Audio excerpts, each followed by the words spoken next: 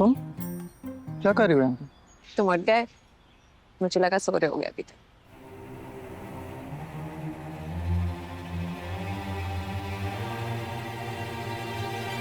ऐसे तुम्हें क्यों लगा कि वो अब तक सो रहा होगा? तुमने अभी तो कहा कि उसको अपने कमरे के अलावा कहीं सही से नींद नहीं आती। उसको पता था कि तुम गेस्ट रूम में सोए हो, तो फिर ऐसा कैसे लगा तुम्हें? मैंने ऐसे कब कहा? एनीवे, हम यार अगर आप उठ गए हो तो डिनर पे चले, रात को शहरी की पार्टी भी है।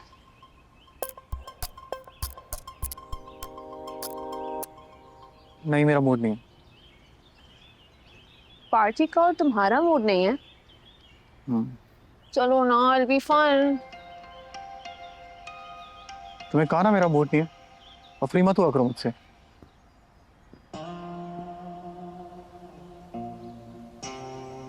अभी अगर मैं चली गई तो थोड़ी देर बाद तुम खुद मेरे घर आ जाओ।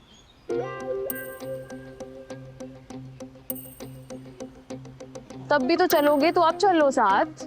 कैसी दिल लगी है तू, कैसी बेबसी है तू। हाँ, आ जाओ। दादी, अरे आओ बेटा, आओ मेरी जान, आओ। आज आप सारे दिन बाहर नहीं आए, ठीक है? वो तबीयत कुछ ठीक नहीं थी जरा, इसलिए। क्या हुआ, डॉक्टर के पास चले? नहीं बेटा, तुम तो जानती हो मेरी शुगर ऊपर नीचे होती रहती है। ये दवाइयाँ खाई है ना मैंने, ठीक हो जाऊंगी। तुम सुनाओ, कैसा रहा तुम्हारा दिन?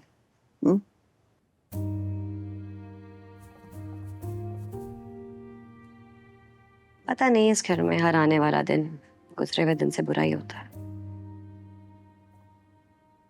क्या हुआ, तुमने फिर किसी से कोई सवाल पूछ लिया?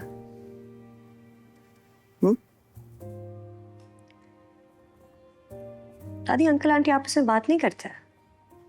करते हैं, जब एक दूसरे को काटने का दिल करता है तो कर लेते हैं। ऐसा क्यों है दादी? ओह, इतनी पुरानी बात है कि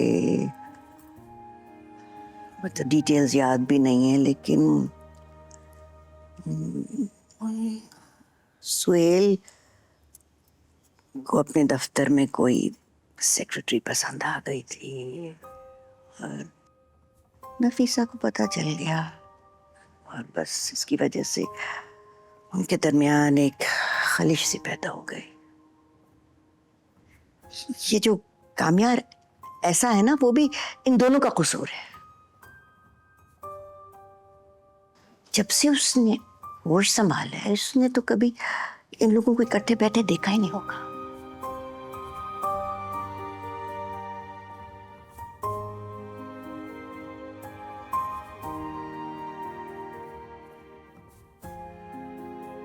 कितनी अजीब बात है ना दादी।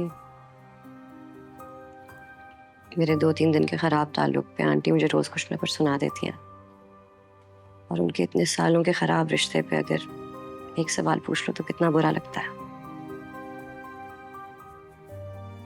तुम्हें पता है कि जब कामयार सुधर गया था ना, तो सारा घर सुधरने लगा था। नफीसा और सुहेल भी एक दूसरे से बात करने लगे थे। लेकिन फिर सब कुछ बिगड़ गया और ये घर आज सेबज़दा बन गया। तेरी एक ख्वाहिश है बेटा, बस मैं चाहती हूँ कि मरने से पहले एक दफा मैं कामयार को, इस घर के सब लोगों को हंसता हुआ इकट्ठे बैठा हुआ देख लूं, जैसे हर घर में होता है।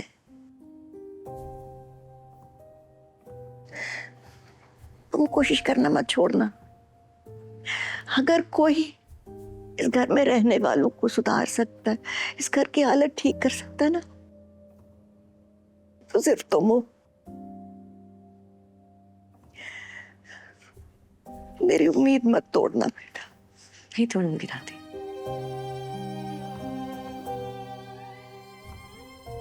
बहुत अच्छी बच्ची हो तुम।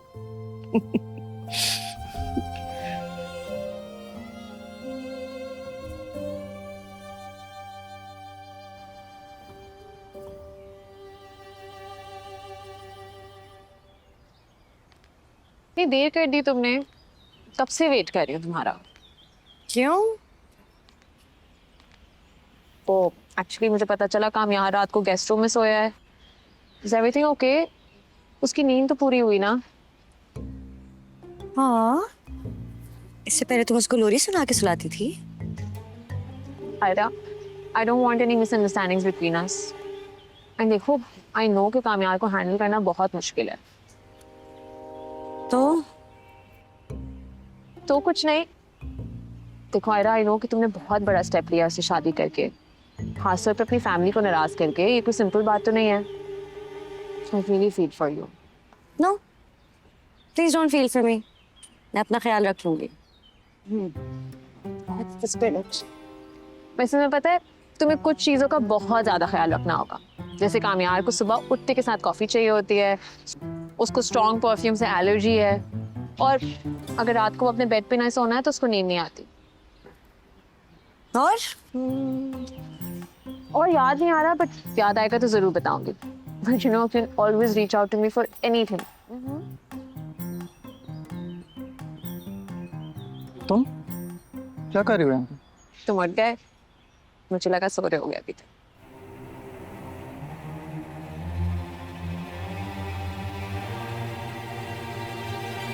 ऐसे तुम्हें क्यों लगा कि वो अब तक सो रहा होगा?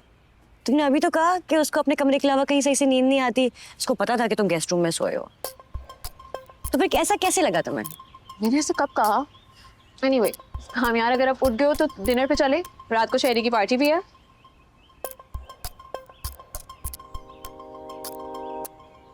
नहीं, मेरा मूड नहीं है। पार्टी का और तुम्हारा मूड नहीं है? चलो ना, इट बी फन। तुम्हें कहा ना मेरा मूड नहीं है, और फ्री मत हुआ करो मुझसे।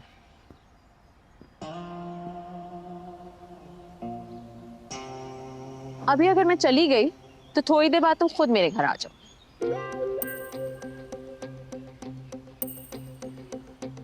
तब भी तो चलोगे तो अब चलो साथ। इनफैक्ट आयरा, तुम भी चलो हमारे साथ, उसी बहाने हमारे फ्रेंड से मिलोगी। तुम्हें चलना है? बिल्कुल भी नहीं।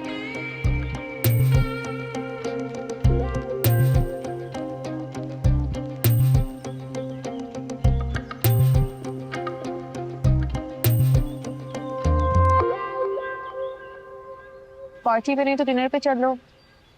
और यार मेरा मूड होगा मैं खुद आ जाऊँ। तुम जाओ प्लीज।